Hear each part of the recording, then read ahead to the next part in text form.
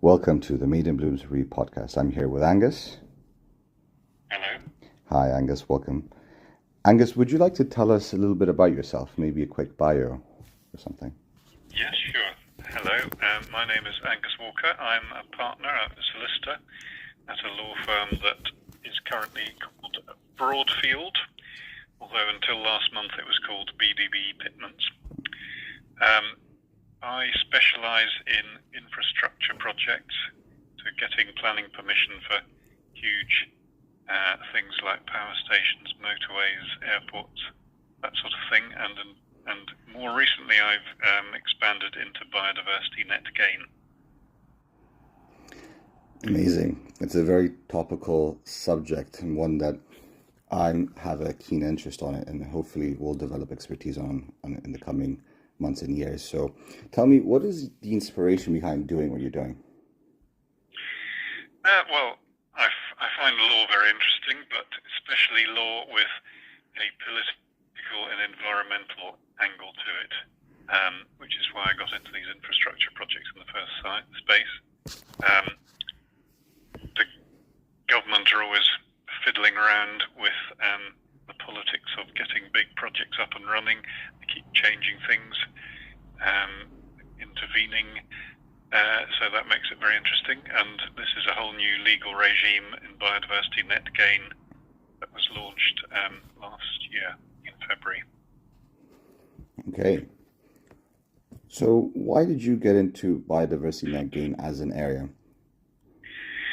Well, I suppose cynically, as a lawyer, I'm looking for work, but it is good when it's work that is improving the environment.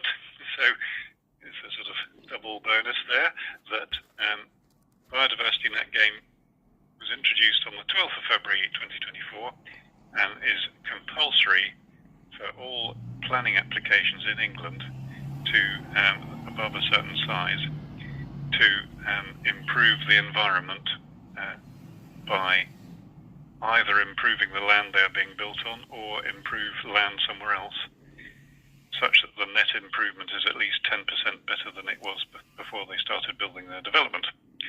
So that's quite significant because there are something like nearly 400,000 planning applications a year, and although about 2/3 of those are exempt because they're householder applications and very small ones, change of use and things like that,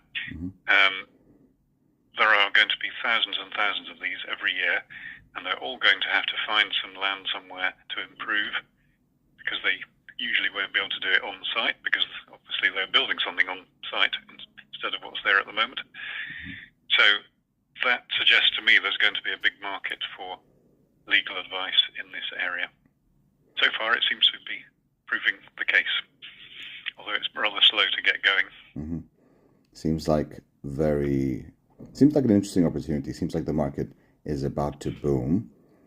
And I'm curious now, what opportunities does it present and to whom?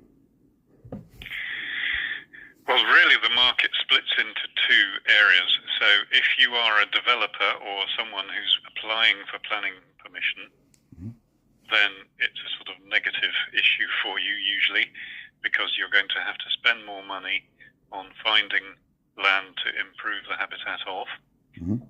But there are even some positives for developers, because if some developments in particular, like solar farms, can improve the habitat underneath the panels and create a lot more than the 10% they need to provide.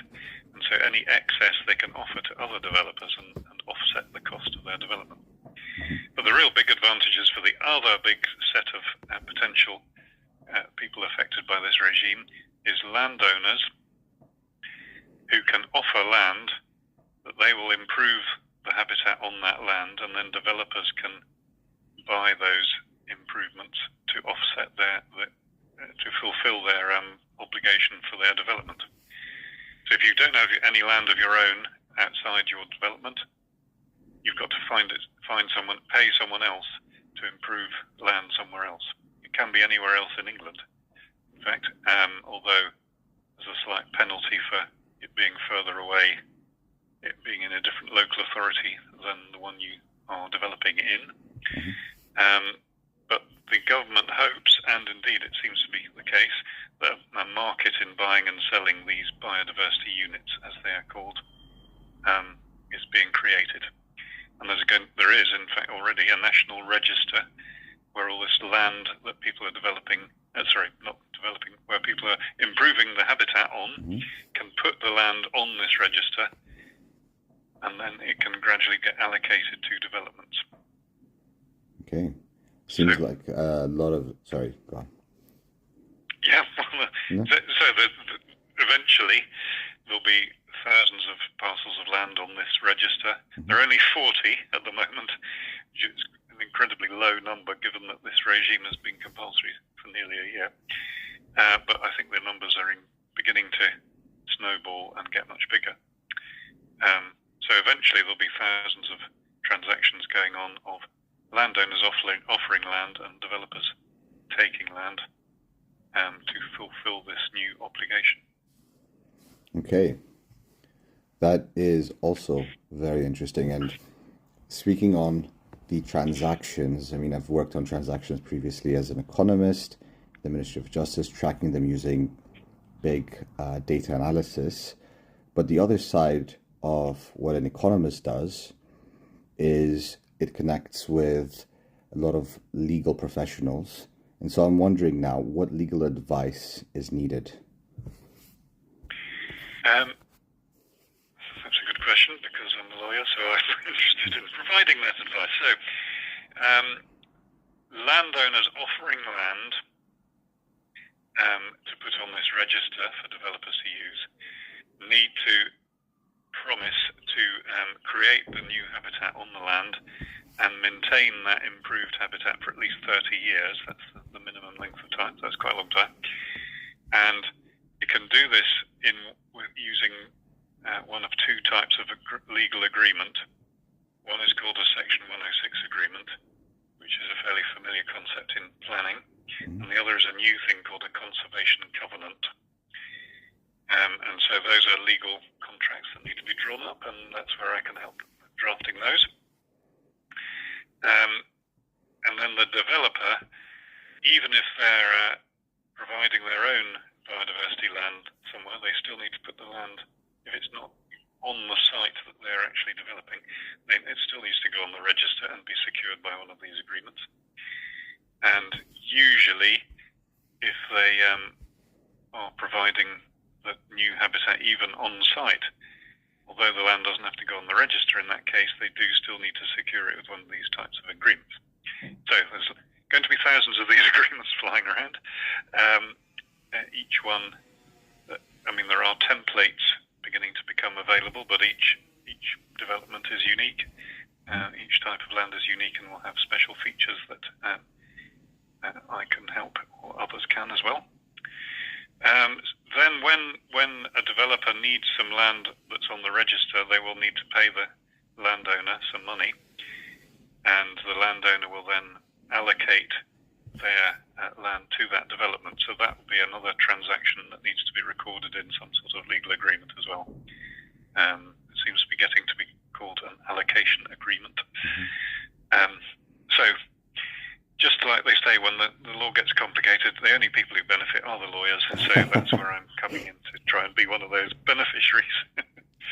But the environment will also benefit because previously, if you got planning permission for something, you just built on a new field or something, and that was it. The field had gone. It was no longer part of the natural environment.